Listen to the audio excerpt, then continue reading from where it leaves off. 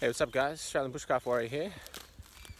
It's in the bush and I want to do a short video showing you guys some quick tips on how to get a fire going using a dried Xanthorrhoea stem.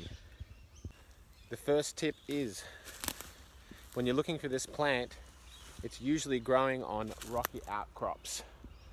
Right, like on the side of a hill. There's lots of rocks in amongst here, sandstone, right? You're not really going to find them down in the valley, okay? Tip number 2, when selecting a stem, make sure that the grain is as straight as possible. That way when we're working with it later and making the base plate,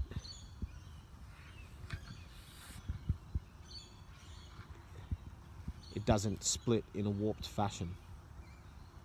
Very important. Tip number 3, you see this stem here? See how it's still alive down the bottom and sort of dead at the top? You could use that for friction fire, most likely. Maybe toward the top there. But we want to avoid hurting the plant, so, you know, only use that if it was an emergency. Yeah. Tip number 4, and this is the most important tip. When you've selected your stem that you think's good for the friction fire, it's very important that the material on the inside of the stem isn't pithy.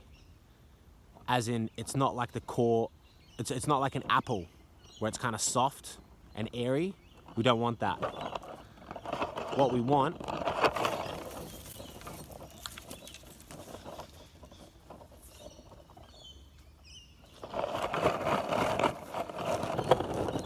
is soft wood, not like an apple.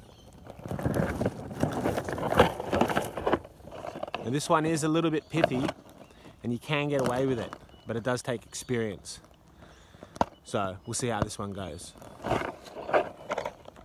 Tip number 5, selecting a bird's nest.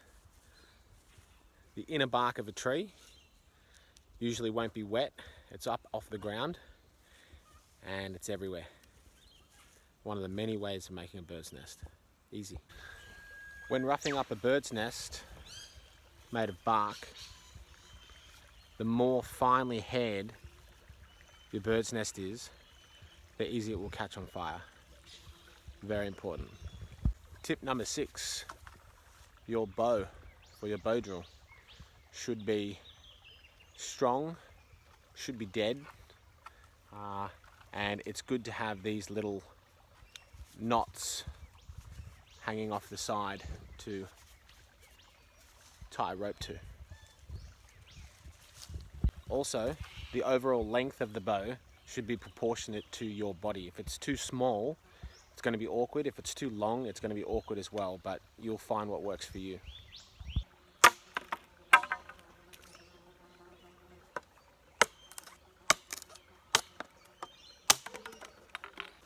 Tip number 7.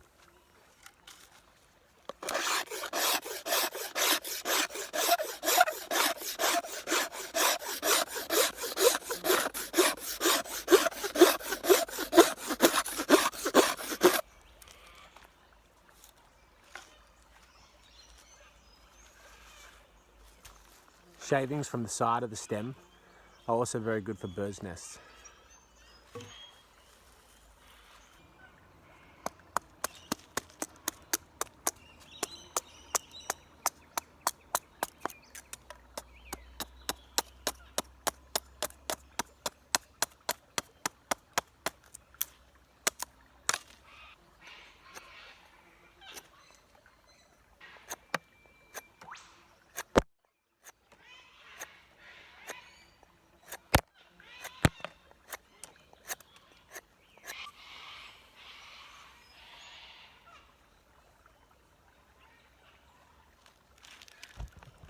Tip number 8, always have paracord on you. It's good quality rope. Tip number 9, you can make a split in the end of your bow.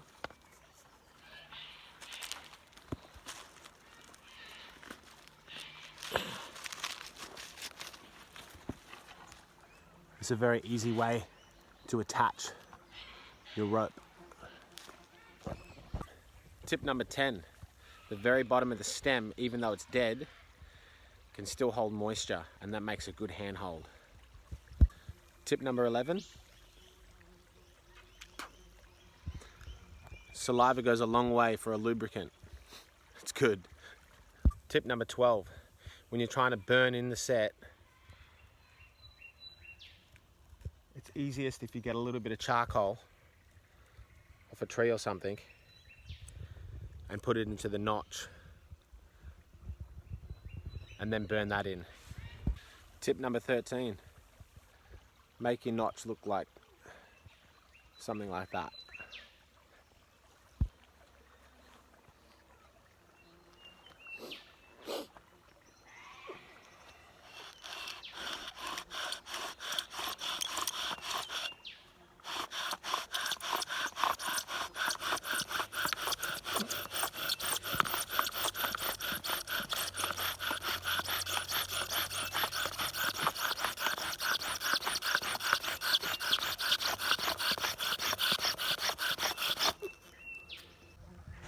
Tip number 14,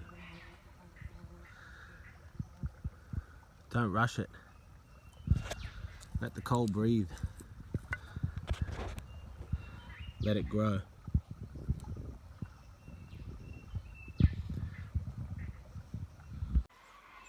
Tip number 15, make sure the material of the bird's nest is actually touching the coal.